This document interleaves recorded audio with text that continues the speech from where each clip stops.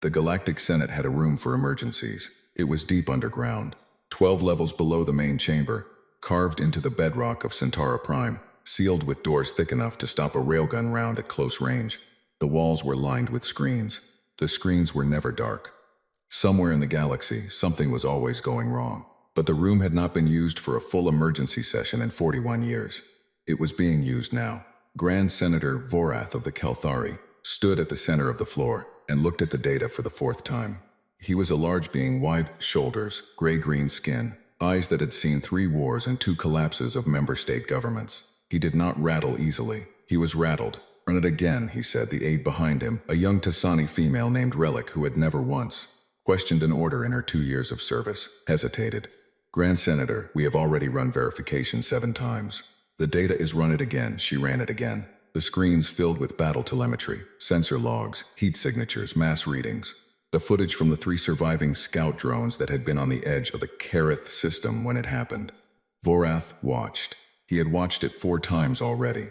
He watched it again now because some part of his brain, the part that had survived 40 years of galactic politics by refusing to accept things that could not be explained, kept insisting that there was a mistake somewhere.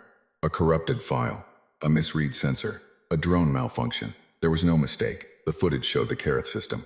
A quiet system, 3 dead planets, 1 asteroid belt, no habitable worlds. It had been chosen for its emptiness, no civilian traffic, no witnesses. A clean place to do what needed to be done.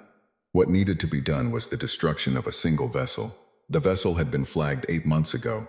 A ship of unknown configuration, moving through the outer edge of Kelthari space without a registry number, without a transponder signal, without any identification at all. When hailed, it had responded in a language that took 3 weeks to translate. When told to stand down for boarding and inspection, it had refused. Not aggressively, not with weapons. It had simply said in the translated language, "We are going home. We do not stop for inspections." That was it. The Empire had protocols for unregistered vessels. The protocols were clear. You hailed, you waited, you boarded. If the vessel refused, you escorted it to the nearest processing station under armed guard. If it resisted escort, you destroyed it. The vessel had resisted escort.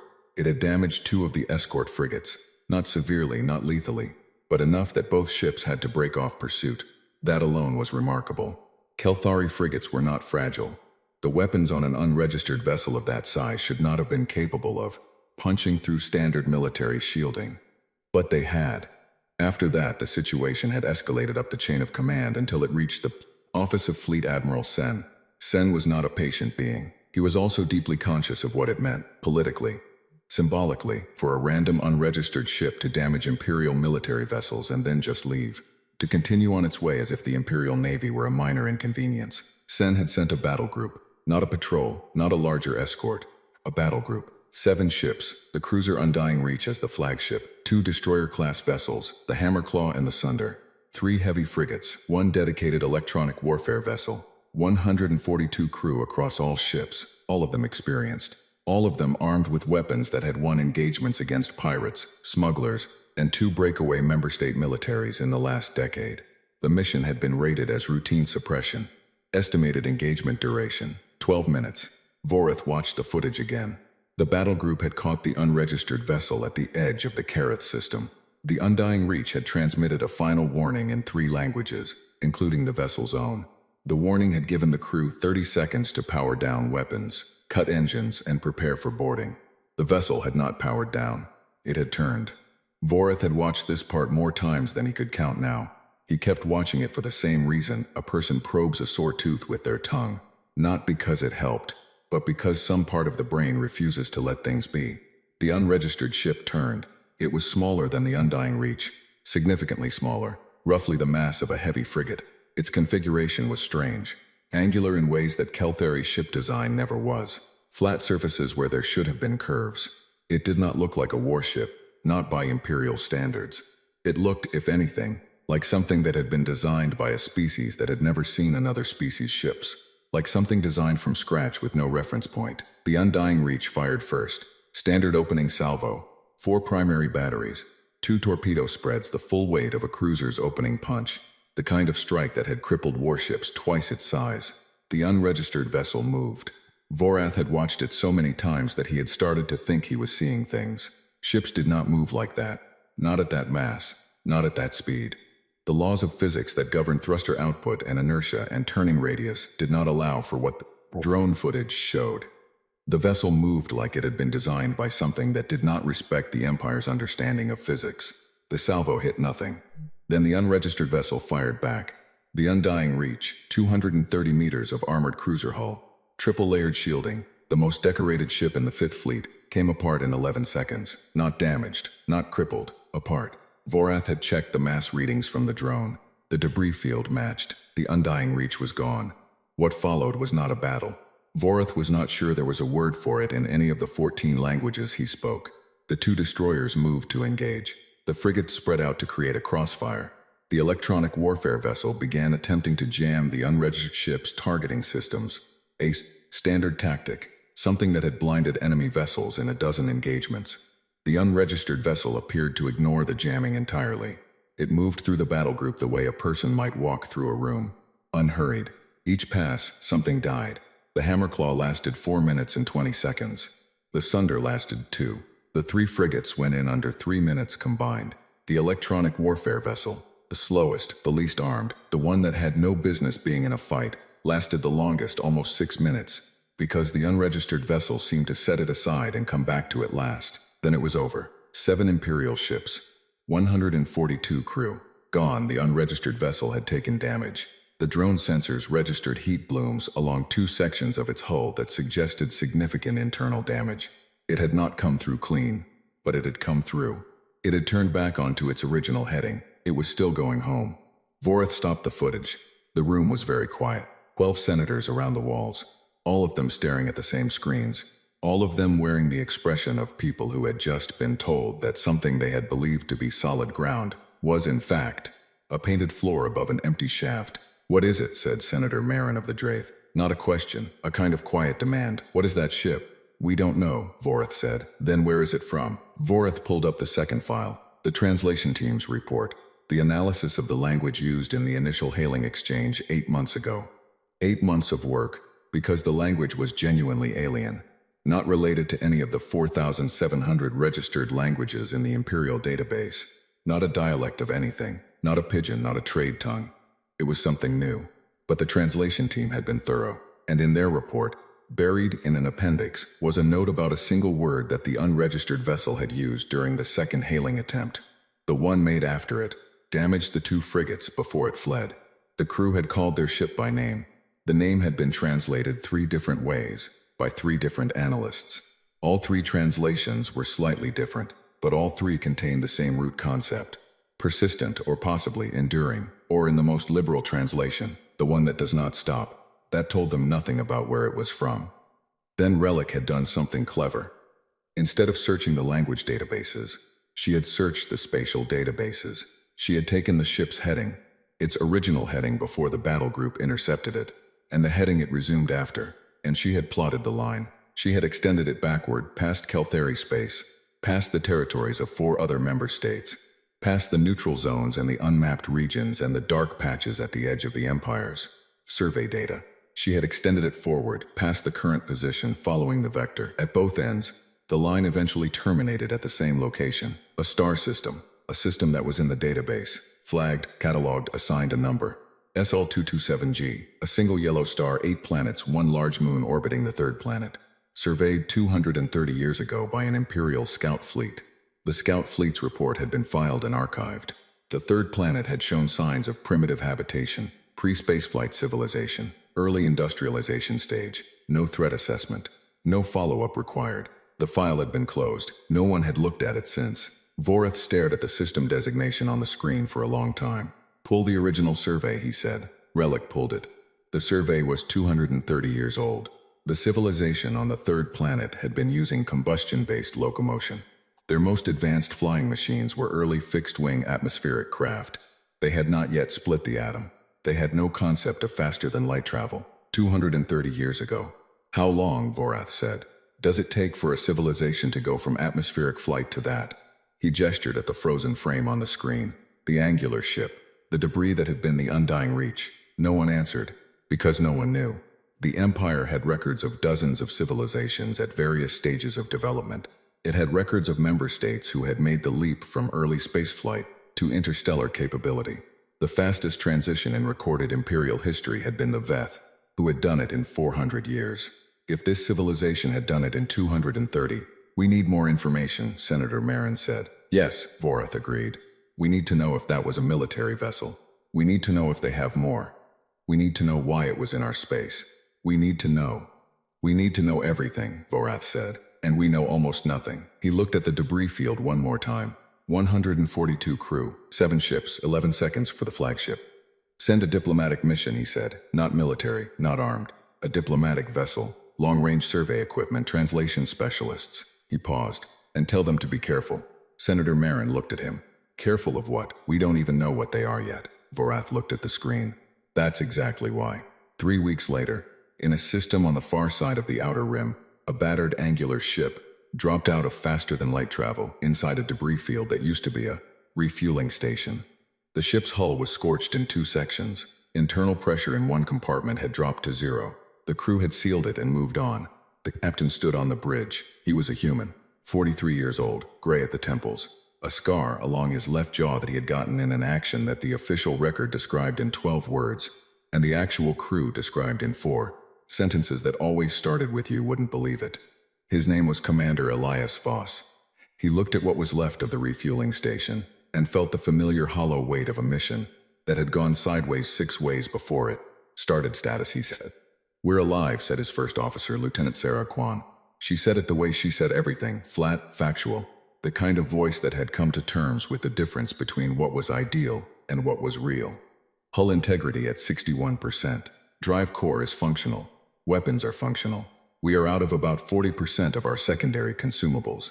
That's a lot of things we're out of. Yes, sir. Can we make it home? Kwan ran the numbers. She always ran the numbers. Voss had once said that if the ship were on fire and falling apart at the seams, Kwan would still be running the numbers. And she had said, especially then, sir. Yes, she said, if we don't stop. Voss looked at the destroyed refueling station again. He did not ask who had done it. He already knew. He had been in the outer rim long enough to recognize the work. Someone had wanted to send a message. Someone had not wanted this particular route to be usable. He had not known that when Mission Command sent them out. He had a feeling Mission Command had not known it either. Or if they had considered it an acceptable variable. Voss had a complicated relationship with acceptable variables. Set course for home, he said. Already plotted, Kwan said. The ship moved. It moved the way it always moved. Not gracefully, not beautifully, but with a kind of stubborn insistence that Voss had come to think of as the ship's core personality. The Persistent was not a young vessel. It was not a showpiece. It was a working warship that had been in 3 conflicts, survived things it had no engineering reason to survive, and come home every single time. Voss had been its commander for 6 years. He was going to bring it home again. He did not know, as he stood on the bridge watching the outer rim fall away behind them, that somewhere in a sealed room on Centauri Prime, 12 senators were staring at footage of what his ship had done.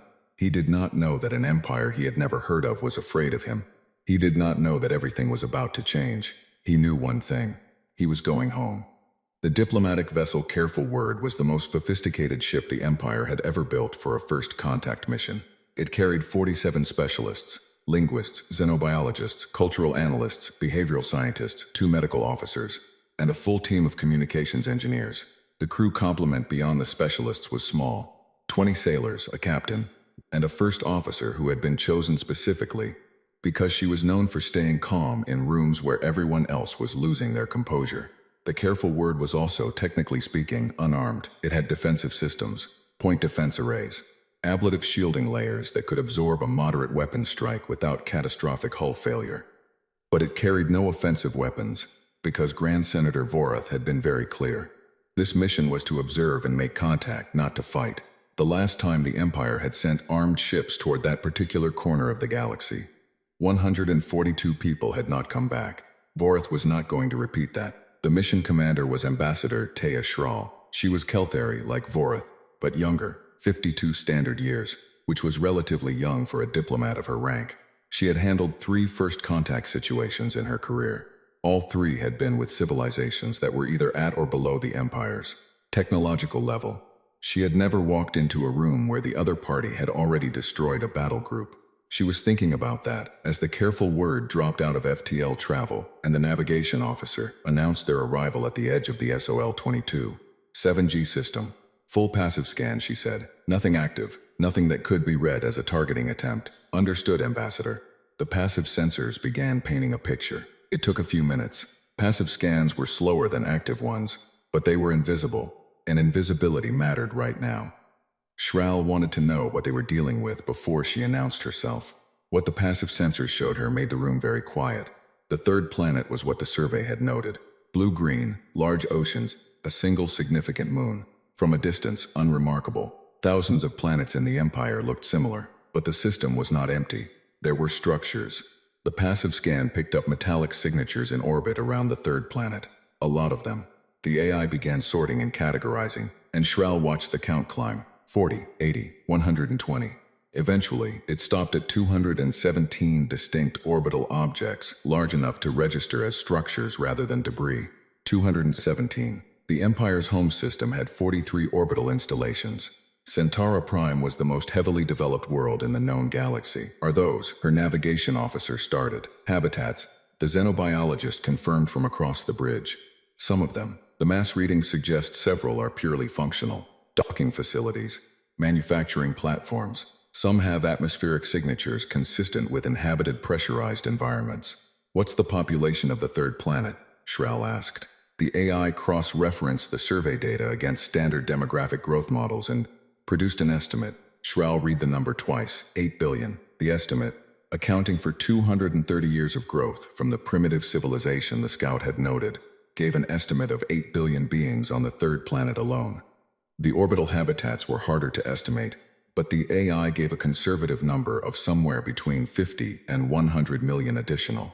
The Empire's entire population was 700 billion spread across 300 worlds. This single planet had 8 billion people. Shral was a diplomat. She was trained not to show the things she was thinking on her face. She was very glad of that training right now. Keep scanning, she said. I want traffic analysis. How many ships are moving in this system? The answer came back in pieces as the passive sensors accumulated data. A lot of ships were moving, not military ships. Most of them were clearly civilian traffic, small vessels moving between the planet and the orbital structures, larger cargo ships making runs between the planet and what appeared to be mining operations in the asteroid belt. The traffic was dense. It was constant. It was the traffic of a system that had been industrialized for a long time and had never stopped. But there were military ships too.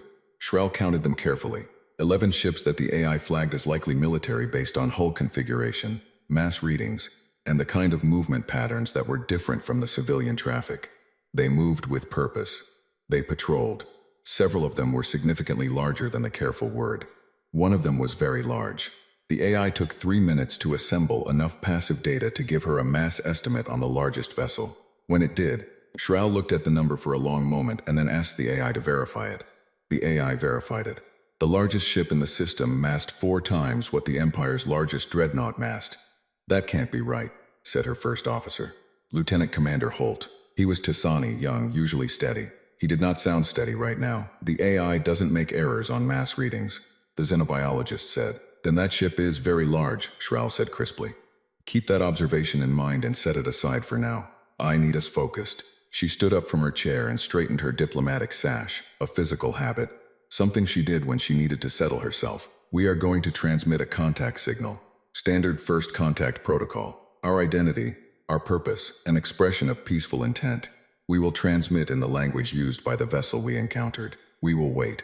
And if they respond with weapons rather than words? Holt asked. Shral looked at him steadily. Then we will have learned something important about them in a very short period of time. She paused. Begin transmission. The careful word sent its signal. On Earth, in a building in Geneva that had no name on its exterior door, a communications officer named Petty Officer Danny Reeves was on the tail end of a 12-hour shift when the alert came in. She almost missed it. She had been watching the passive deep space feeds for 6 hours. It was not an exciting job. The feeds were mostly noise. Occasionally a distant stellar event would register.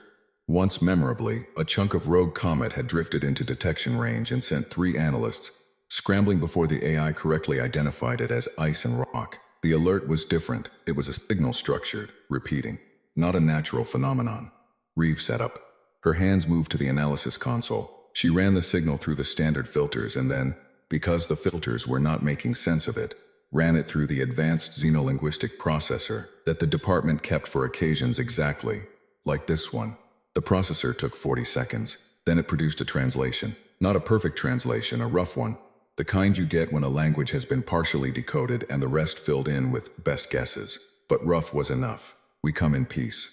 We are the Kelthari diplomatic mission aboard the vessel Careful Word. We seek contact with the civilization of this system. We mean no harm. We ask only to speak. Reeves stared at the translation, then she hit the alarm. Within 6 minutes, the room went from 2 people to 30. Within 12 minutes, the deputy director of the First Contact Office was on a secure line to Geneva Command. Within 20 minutes, a general was being woken up somewhere in a building in Brussels. Within 3 hours, every major government on Earth knew. Within 6 hours, the argument had started about who would respond, what they would say, and whether the response should be military or civilian. It was, one exhausted diplomat noted in a private message to a colleague, very much a very human response to an extraordinary situation. The reply came 47 hours after the Careful Word's initial transmission. Schral had spent those 47 hours in a state of contained tension that she was extremely careful not to let her crew see. She had slept 4 hours.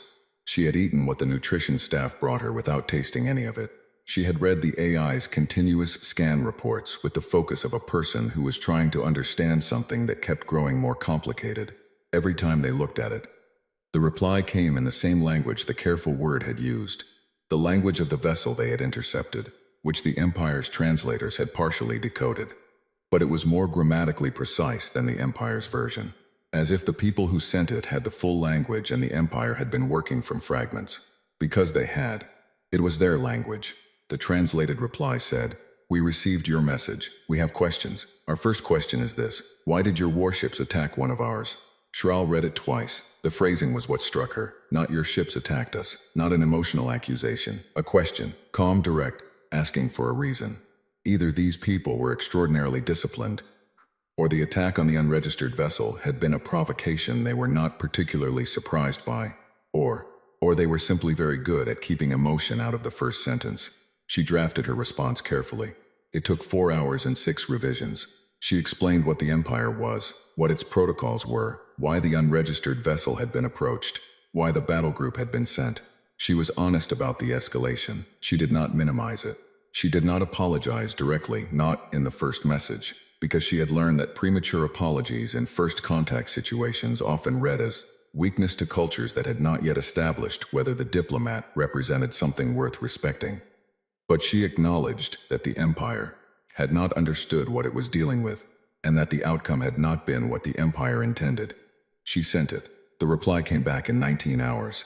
It was longer this time. Schral read through it with both her chief linguist and the xenobiologist standing over her shoulder, all 3 of them annotating the rough translation in real time. The people of the third planet, they called themselves humans, and their world Earth and their star Sol, had a number of things to say. They had known about the Empire for approximately 7 months, ever since the first contact with their patrol vessel. They had spent that time studying the intercepted communications and what little they could observe from a distance. They had a picture of the Empire that was incomplete but not uninformed. They were not intimidated. That came through clearly enough even in the rough translation. Not aggressive, not threatening, but very specifically not cowed. They asked about the Empire's governance structure. They explained their own. Briefly, a complicated arrangement of nation-states under a coordinating body, which Schral's political analysts immediately flagged as unusual and potentially unstable, though they admitted they were working with limited information. They asked about the extent of the Empire's territory. They asked about the Empire's military doctrine. They asked, and this was the line that Schral read 3 times, whether the Empire had a formal process for recognizing and negotiating with civilizations that were not currently within its membership. Not asking to join, not asking for protection, asking whether there was a process for being recognized as an equal party outside the Empire's structure. Schral set the document down. They know exactly what they want, her chief linguist said. Yes, Schral agreed. They want to negotiate from a position of, he hesitated, choosing the word carefully. Parity, yes. He looked at the scan data, the orbital structures, the traffic patterns, the very large ship. Do they have the capability to back that position up? Shral thought about the undying reach, about 11 seconds, about what a debris field looked like on a drone feed. I think, she said, we should proceed as if they do.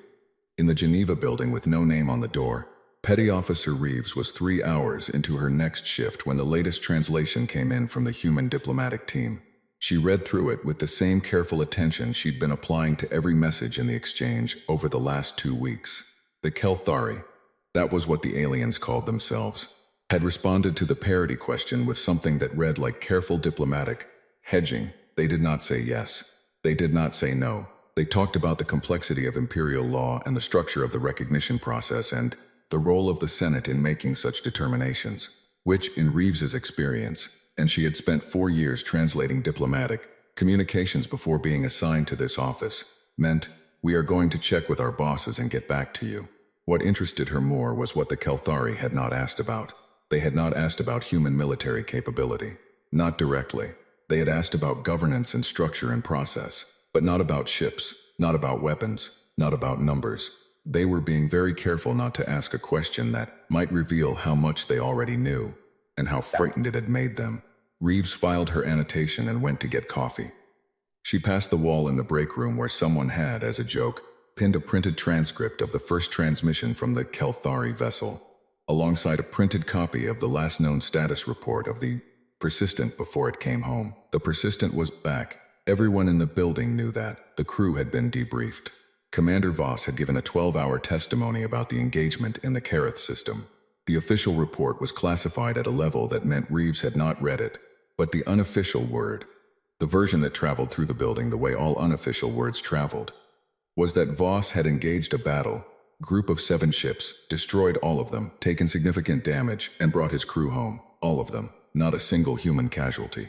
Reeves looked at the transcript, at the line from the Kelthari message. We mean no harm. We ask only to speak. Bit late for that, she said to nobody in particular, poured her coffee, and went back to work. The careful word was 4 weeks into its stay at the edge of the Sol system, when Grand Senator Vorath's encrypted message arrived. Shral read it in her private cabin with the door sealed. The Senate had reviewed her reports. The Senate had reviewed the scan data. The Senate had reviewed the analysis from the specialists, and the translations from the linguists, and the opinion papers from the behavioral scientists. The Senate was divided. Half of them wanted to treat the humans as a potential threat and position military assets at the edge of the system as a deterrent, not an attack, a presence, a demonstration that the Empire took the situation seriously. Half of them thought that was exactly how you started a war with a civilization that had already demonstrated it could destroy a battle group with a single vessel. Vorath was trying to hold the two halves together long enough to reach a decision. His message to Shral contained one instruction: find out what they want and whether we can give it to them without losing face. The Senate needs something it can vote on. Shral read the message twice, then deleted it. She went back to the bridge. Outside the viewport, the Sol system glittered. Somewhere in there, among the traffic and the orbital structures and the quiet industrial hum of a civilization going about its business, was a ship called the Persistent. It was currently docked at a station the humans called Waypoint 3, being repaired. Shral had that information because the humans had offered to tell her its status, unprompted, during the last exchange, as if they wanted her to know where it was, as if they were being very deliberate about transparency, as if they knew that a diplomat who had to report back to a frightened Senate would find it useful to be able to say, we know exactly where the ship is, it is docked, it is being repaired, it is not pointed at anyone. Shral had been in diplomacy for 30 years. She had never met a civilization that understood the mechanics of it so quickly. Open a channel, she said. It's time to ask to meet in person. The meeting was held on a station, not on Earth, because the humans had decided, after 48 hours of argument between their coordinating body and their individual nation-states and their military commands and their diplomatic offices, that inviting an alien delegation to the surface of their homeworld before knowing the full shape of their intentions was a risk they were not going to take. Not on the careful word, because the humans had decided, separately in a different argument, that walking onto a Kelthari ship before any trust had been built was also a risk they were not going to take. The station was called Waypoint 7. It sat at the L4 point of Earth's orbit, a steady structure of gray metal and docking rings and practical corridors built for function rather than appearance. It was a working station, fuel storage, maintenance facilities, a modest habitation ring for long-haul crews waiting on cargo runs. It smelled in the habitation ring, of recycled air and machine oil, and something the humans called coffee, which the careful word xenobiologist later noted in her report as a stimulant compound consumed in large quantities at all hours, the cultural significance of which appears to exceed its physiological effects. Ambassador Schral arrived with 4 people. Her chief linguist, a Tassani named Vel, who had spent the last 3 weeks doing nothing but study the human language with an obsessiveness that had concerned the medical officer. Her behavioral analyst, a Draith named Coral, who watched everything and said almost nothing and wrote very long reports afterward. Her first officer, Lieutenant Commander Holt, who was there, because Schral did not like walking into unknown rooms without someone she trusted at her back, and a junior diplomat named Pell, who was there because someone had to take notes. The humans arrived with 5 people. Schral had expected diplomats. She had expected the kind of people who ran coordinating bodies, polished, careful, trained in the architecture of negotiation. 3 of the 5 were diplomats. She could tell by the way they held themselves. The lead human diplomat was a woman named Director Amara Osi, small and composed, with close-cropped gray hair, and the kind of stillness that people develop over decades of sitting across tables from difficult problems.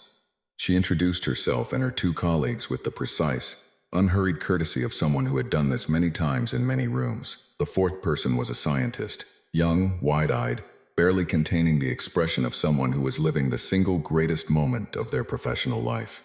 He introduced himself as Dr. Yusuf Brandt, Xenolinguistics, and then immediately apologized for how excited he looked, which made Vel laugh, a sound that surprised everyone in the room, including Vel, that broke something. Some surface tension that had been sitting over the room since both groups walked in. The 5th person was not a diplomat or a scientist. He was a soldier. He was not wearing a uniform.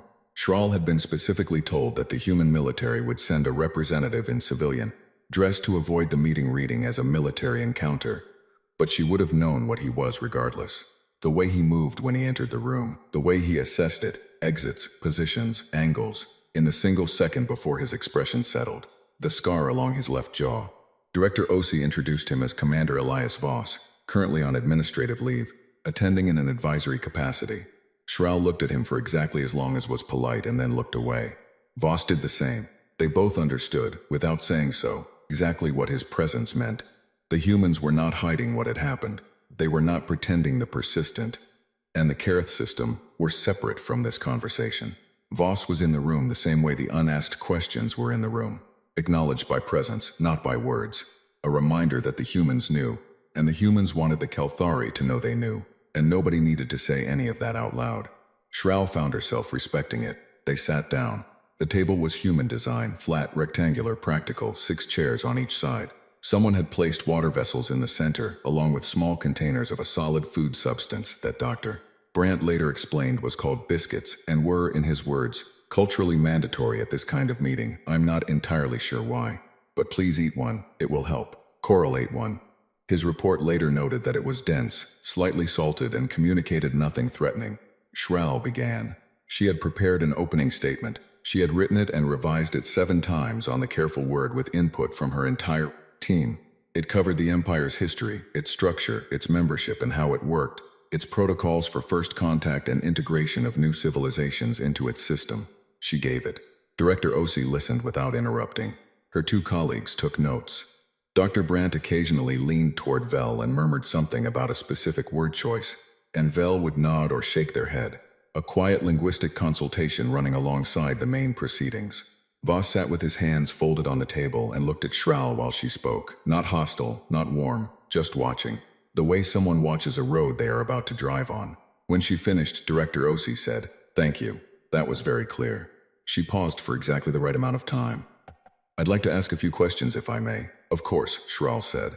"The Empire's membership structure, the process by which a civilization joins, how voluntary is it?" Schral had expected this question. She had prepared a careful answer about the consultation process and the negotiation framework and the rights of member states. She gave that answer.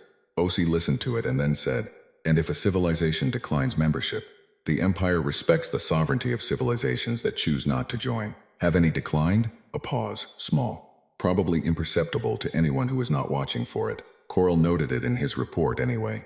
"There have been cases," Schral said, "where civilizations at early stages of development have been given time to develop, before the question of membership is formally raised. That isn't quite what I asked. Shral looked at her. Osi looked back, both of them completely still. No, Shral said. In the history of the Empire, no civilization that has been formally approached has declined. Osi nodded slowly. I see. She made a small note. A second question. The ships you sent to intercept the Persistent, were they sent to escort or to destroy? This question Shral had also prepared for. The answer she had prepared was about protocol escalation and the Empire's standard procedures for unregistered vessels. She looked at Voss. He was looking at her. She gave the prepared answer. Osi listened to it and nodded again, in the same way she had nodded the first time. Not agreement, just acknowledgement. The careful nod of someone filing information in a column marked things I will return to later. Third question, Osi said. And I want to be direct about why I'm asking this one. Because I think directness serves us better here than diplomatic language. She folded her hands. The Empire has 700 billion citizens spread across 300 worlds. Earth alone has 8 billion people. We are, by any reasonable measurement, a very small civilization compared to yours. We understand that. We are not confused about the scale difference. She paused. But you sent a diplomatic mission rather than another military response. And you asked for a meeting. And you've been very careful, in everything you've communicated, to present this as an equal conversation. She held Shral's gaze. So my question is, what do you actually want from us? The room was quiet. Corel was very still. Pell had stopped writing. Shral said, understanding. Of what? Of you. She let it sit for a moment. The Empire has existed for 400 years. In that time, we have encountered and incorporated hundreds of civilizations. We have a very complete picture of how civilizations develop, how they grow, what they want, what they fear. We have models and frameworks and historical precedent for almost every situation we have encountered. She paused. You do not fit any of our models. Dr. Brandt made a small sound that might have been a laugh, quickly suppressed. Osi's expression did not change. Voss's expression did not change. In what way? Osi asked. Your rate of technological development is unlike anything in our records. 230 years ago, our scouts noted that your civilization had not achieved spaceflight. You have now. Shral spread her hands slightly, a Kelthari gesture of acknowledged complexity. The vessel the Persistent engaged at Kareth. Our engineers have reviewed the sensor data extensively. We cannot replicate several of the weapon systems your ship used. We do not understand the propulsion behavior we observed. We do not know how a ship of that mass moves the way it did. Voss shifted slightly in his chair. It was the first movement he had made in 20 minutes. Osi said, You're telling us that our technology surprised you. Yes. And the Senate found that frightening. Yes. Osi looked at her for a long moment. Then she said, in a tone that was not unkind but was very precise, Ambassador, I want to tell you something. And I want you to understand that I'm telling you this not as a threat but as information. Because I believe you're an honest person trying to do a difficult job. Go ahead, Shral said.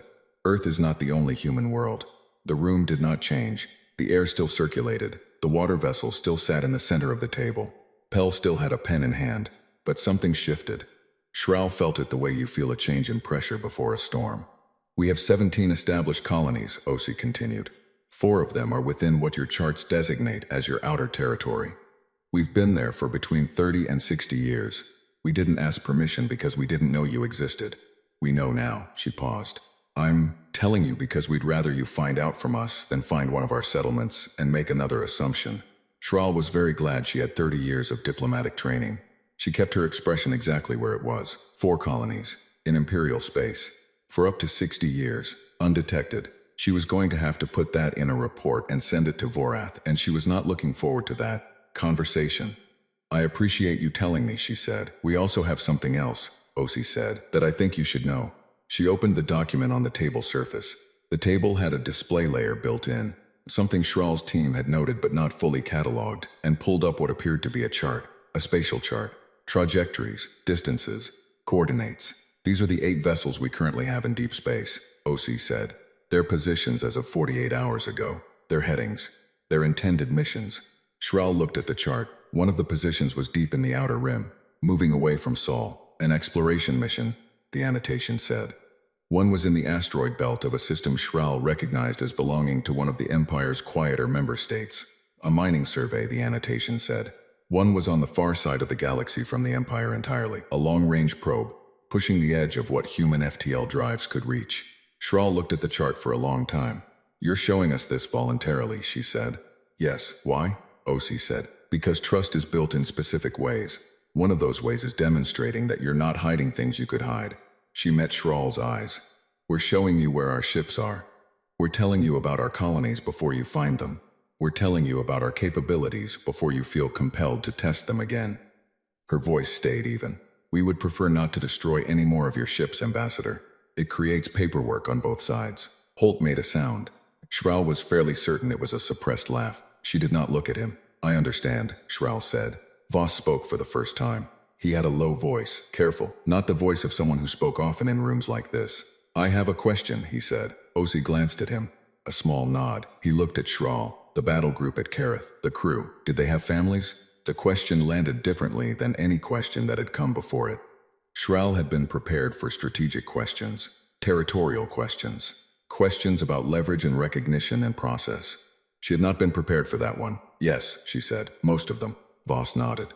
He looked down at the table for a moment.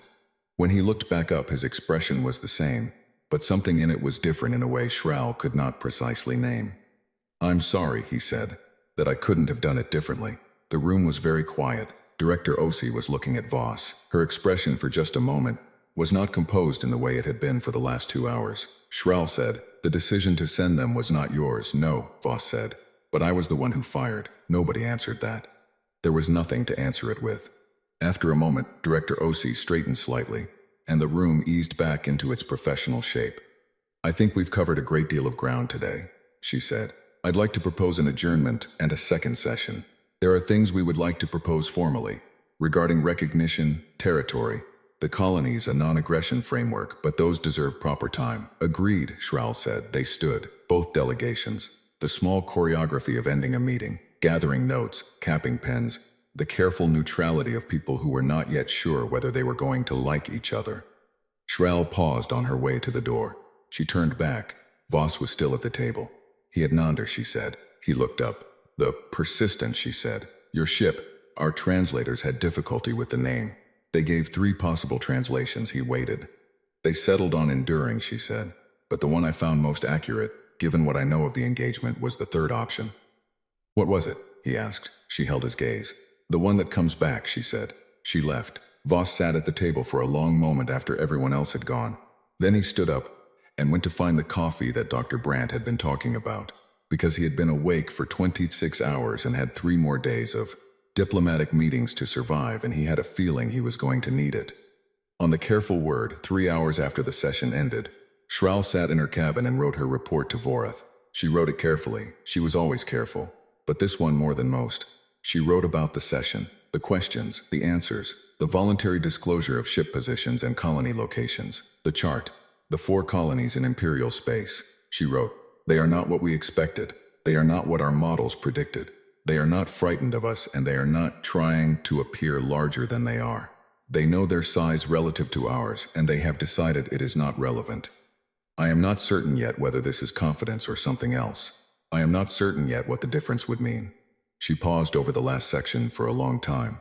Then she wrote, the commander of the vessel that destroyed the battle group at Kareth was present. He apologized for the deaths of the crew, not for the engagement, not for winning. For the deaths specifically. He described the limitation of the situation, that he could not have done it differently, without using it as justification. I found this difficult to categorize. I am still finding it difficult to categorize. She paused again. My recommendation: proceed with formal recognition negotiations. The alternative: treating this civilization as a threat to be managed rather than a party to be engaged, carries risks I believe the Senate has not fully modeled. They have 17 colonies. They have ships we cannot track in space we thought was ours. They know where their ships are. We do not know where ours are, by comparison, because we have never had reason to track them this or carefully. They are not trying to frighten us. That is either the most reassuring thing about them or the most frightening. I have not yet decided which. She sent the report. Outside the viewport, the Sol system turned at its own pace, indifferent and enormous, going about the long business of being a civilization that had not been in anyone's records until very recently and had not let that stop it for a single day. The debate lasted 11 days. Vorath had known it would be long. He had not expected it to be ugly. The emergency chamber under Centauri Prime was not designed for comfort. It was designed to function. The lighting was flat. The chairs were built for endurance, not ease. The screens were always on.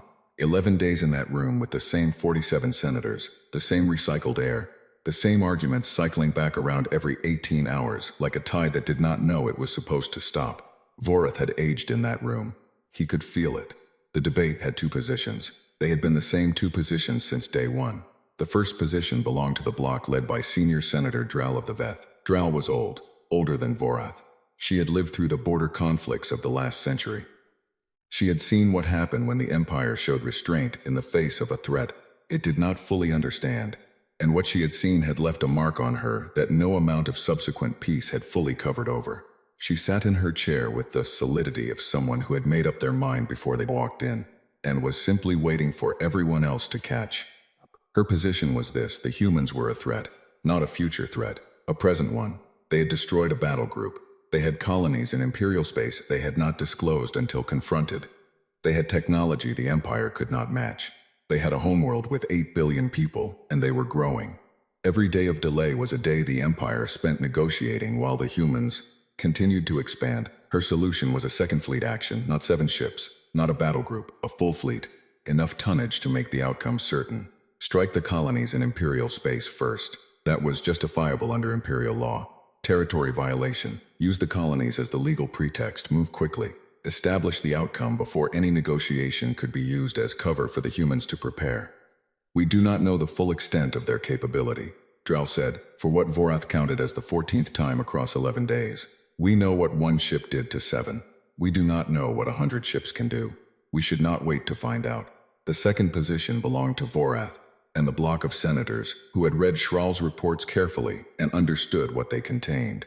His position was this: a fleet action against the humans, based on what was currently known, was not a risk assessment. It was a gamble made in ignorance, against an opponent whose full capability was unknown. In a situation where the Empire had already been wrong once at significant cost, the colonies were a problem, a real one, legally and territorially, but they were a negotiating problem, not a military one. The humans had disclosed them voluntarily. That disclosure was the single clearest signal available about their intentions. You did not voluntarily tell someone where your assets were if you were preparing to attack them. We have 1 data point, Vorath said. 1 ship. 1 engagement. We have drawn enormous conclusions from that data point. I am not willing to commit the lives of another fleet, and potentially the stability of the entire outer territory, to a decision made on 1 data point. Dral looked at him across the chamber. 1 data point that cost us 7 ships and 142 crew. Yes, Vorath said. Which is exactly why I am not willing to find out what 2 data points cost. They went around like that for 11 days. On the 12th day, Dral called for a formal vote. She had the numbers. Vorath had known for 3 days that she had the numbers, and he had spent those 3 days trying to peel away enough of her coalition to swing the count. He had gotten 2. He needed 4. He was still short. The vote came in at 26 to 21 in favor of a military response, not a full fleet.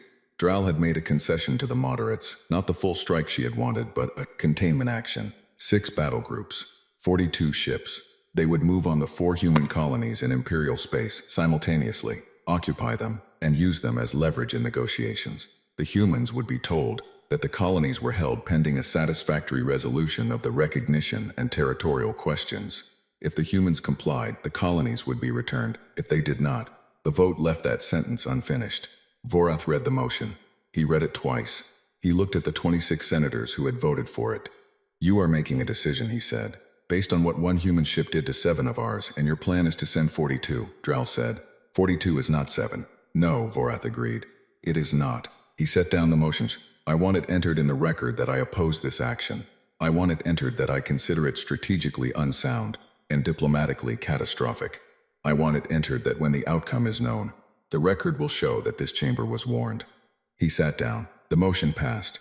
Shrall received the Senate's order 14 hours later. She read it in her cabin with the door sealed, which was becoming her habit for documents she did not want to be seen reading in public. She read it once, then again. Then she sat for a long time looking at nothing in particular. The order was clear. She was to continue diplomatic contact with the human delegation. Specifically, she was to schedule another session as soon as possible and keep it going for as long as possible. While the session was ongoing, the 42 ships of the containment action would move on the colonies. By the time the humans knew the colonies had been seized, it would already be done. She was, in other words, being asked to be a distraction. Shral had been in diplomacy for 30 years. She had never been asked to be a distraction before. She thought about Director Osi. The careful hands folded on the table. The voluntary chart of ship positions. We would prefer not to destroy any more of your ships, Ambassador. It creates paperwork on both sides. She thought about Voss. I'm sorry. That I couldn't have done it differently. She looked at the order for a long time. Then she picked up her secure communication unit and sent a message to Vorath. The message said, I will follow the Senate's order. I want it noted, for the record, that I believe this will not end the way the Senate expects it to end. I also want it noted that I believe the humans will know before the ships arrive. I do not know how. I believe they will know. She sent it and went to schedule the second session.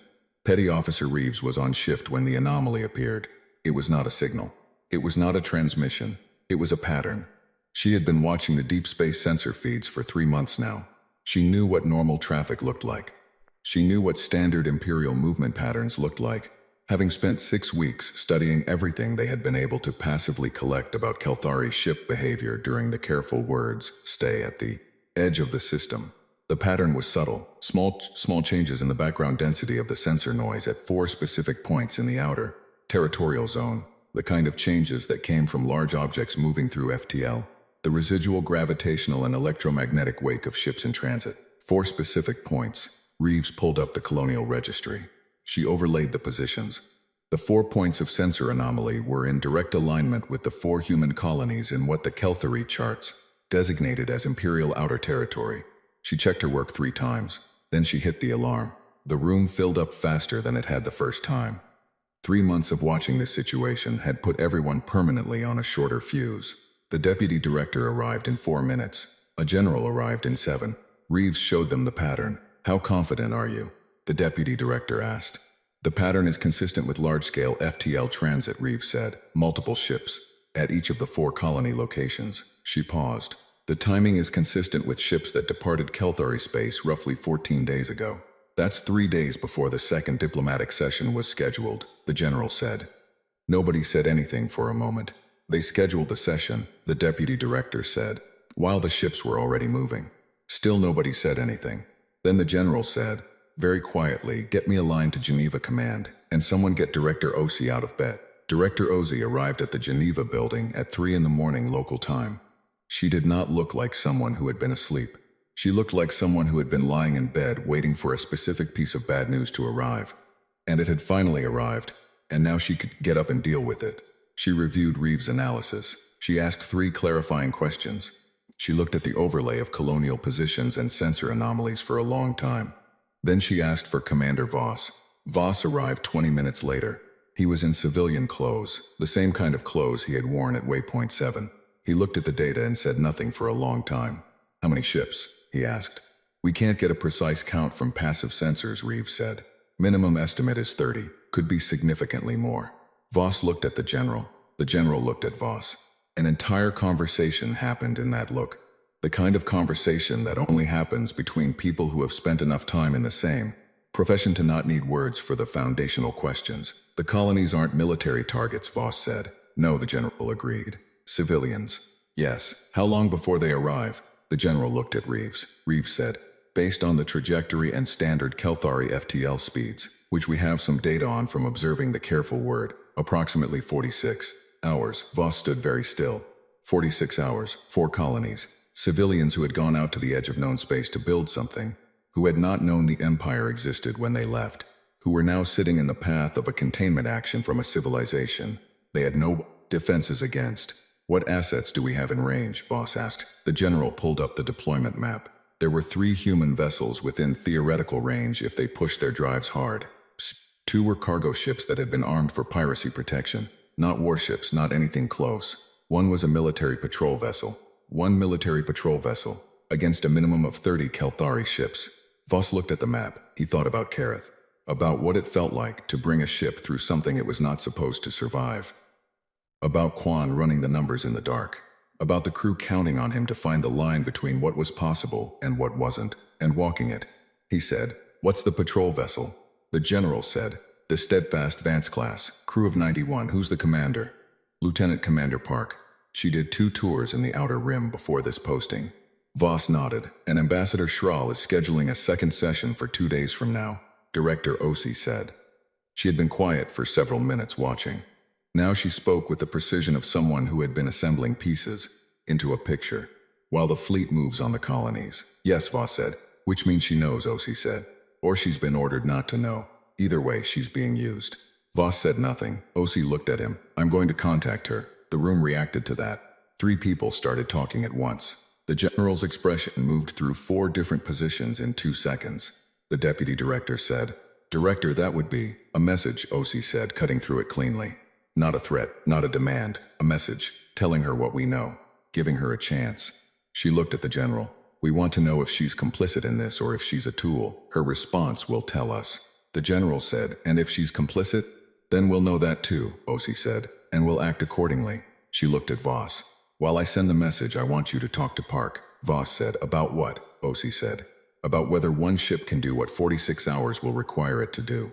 Voss was quiet for a moment. Then he said, I'll talk to her. He left the room. Reeves watched him go and then looked back at the sensor overlay. 4 points of convergent movement, 4 colonies, 46 hours. She thought about the line in the first translated message, the one pinned on the break room wall. We mean no harm. We ask only to speak. She thought about what it meant that those words in the sensor data existed in the same universe, sent by the same civilization, separated by a few weeks and a Senate vote. She filed her updated analysis, poured her 4th coffee of the night, and kept watching. On the careful word, Schral's secure unit chimed at 0400 ship time. She was awake. She had not been sleeping. She read the message from Director Osi. It was short, shorter than she had expected. It said, We know about the fleet. We know about the colonies. We know about the session schedule. We are not going to pretend we don't. We are also not going to attack your diplomatic vessel or harm your crew.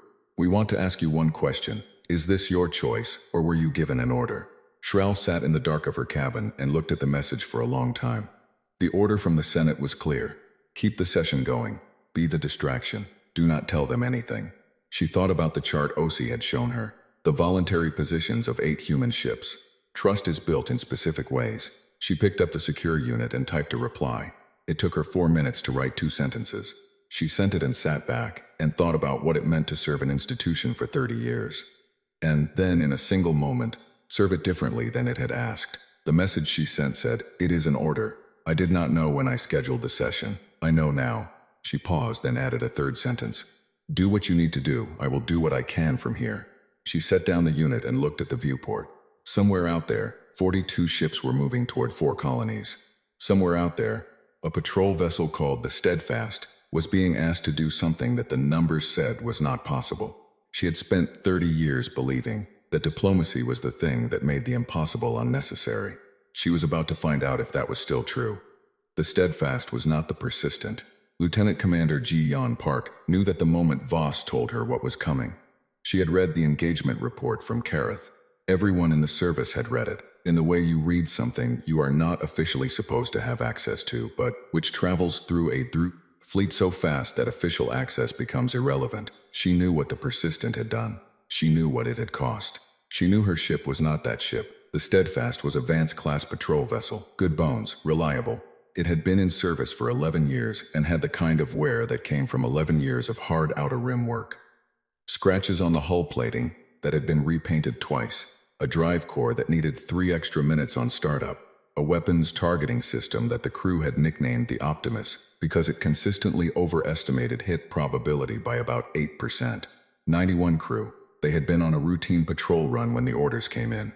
Park received them, read them, and then called her senior staff into the cramped briefing room adjacent to the bridge and told them what was happening.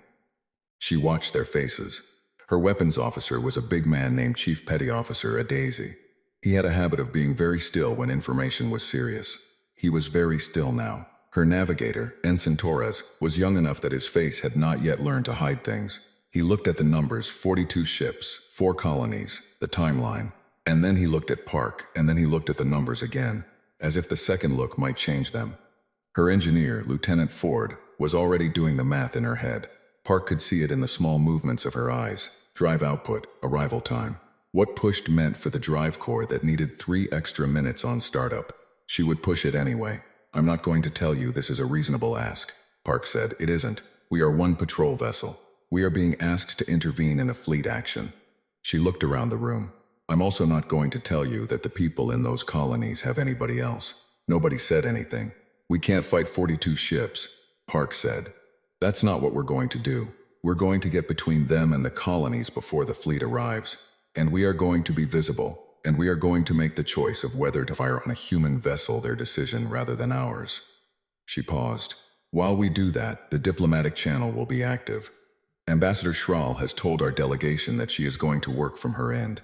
Director Osi is going to work from ours. What does working from her end mean? Adaze asked. I don't know exactly, Park said. Adaze absorbed this. And if the fleet fires anyway, Torres asked. Park looked at him steadily. Then we will defend the colonies for as long as we can, and we will make sure that every second of it is on the record. The room was quiet. Questions? Park asked. Nobody had questions. Good, Park said. Ford, get me everything the drive corps has. I want to be there 8 hours before they arrive. Ford was already standing. On the careful word. Schral was having the most difficult conversation of her career. She had requested an emergency communication link to Centauri Prime, not to the General Diplomatic Office, directly to Vorath. It took 4 hours to connect, because 4 hours was the minimum processing time for a secure channel request through the Senate's communication system, a bureaucratic reality that Schral had always accepted philosophically and was now finding deeply frustrating. Vorath's face appeared on the screen. He looked like a man who had not slept since before the vote. He probably had not. You know, he said, it was not a question. Yes, Schral said. They told me. Vorath closed his eyes briefly. How? Passive sensor observation. They detected the fleet movement 46 hours out. She paused. Vorath, they are not going to accept this. They are not going to stand aside while 42 ships occupy their colonies. They're going to respond. With what? Vorath said. One patrol vessel, based on the sensor readings our people have managed. The patrol vessel doesn't matter, Schral said. The patrol vessel is there to make a statement, not to fight. The statement is, you will have to fire on a human ship to reach those colonies. And if you fire on a human ship, you will have escalated this beyond any point where negotiation is possible. She leaned forward. And behind the patrol vessel, they have more ships. We don't know how many. We don't know where they are. We know about the ones they showed us. We do not know about the ones they didn't.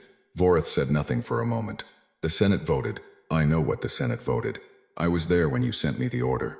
She made herself steady. Vorath, I have been doing this for 30 years. I have never broken a direct Senate order.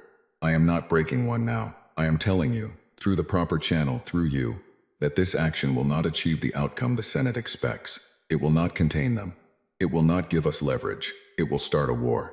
She paused. And I do not think we can win that war. Silence, you don't know that, Vorath said. I know what one ship did to 7, Schral said. I know they have 17 colonies and we didn't find any of them until they told us. I know they have a patrol vessel that is right now pushing its drives to get between your fleet and those colonies. Not because it can win, but because the crew decided to go anyway. She stopped. What kind of civilization produces people who make that choice? And do we want to find out what they do next if we fire on those people? Vorath sat back. He looked exhausted.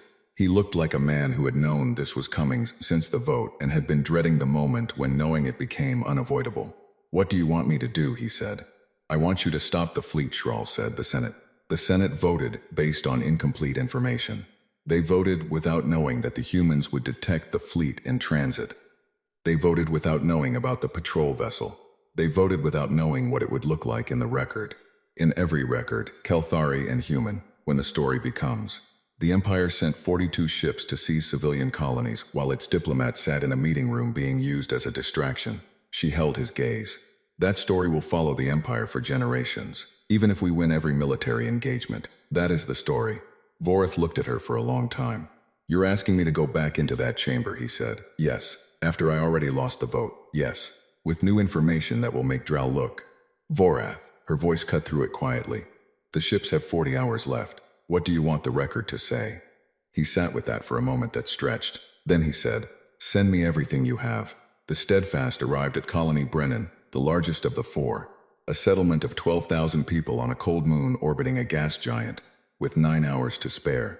Park brought the ship to a full stop between the colony and the direction of the incoming fleet. She put every running light on.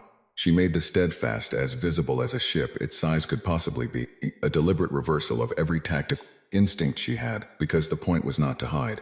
The point was to be seen. She opened a broadcast channel on every frequency she had, including the ones the careful word had used for communication, and she sent a message. It said, "This is Lieutenant Commander Ji-Yeon Park of the human vessel Steadfast. We are in orbit of Colony Brennan. We are aware of your approach. We are not here to engage you.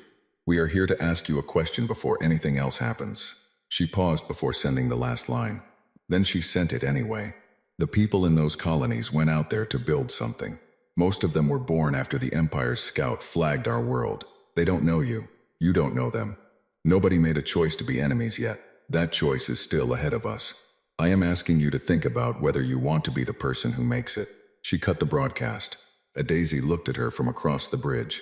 You think they'll hear that? Torres asked. Fleet commanders monitor all active channels, Park said. They'll hear it, and if they don't care.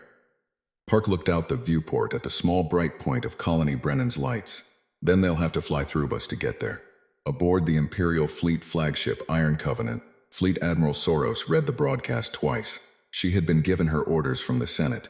She had 42 ships behind her. She had legal authority under Imperial territorial law for the containment action.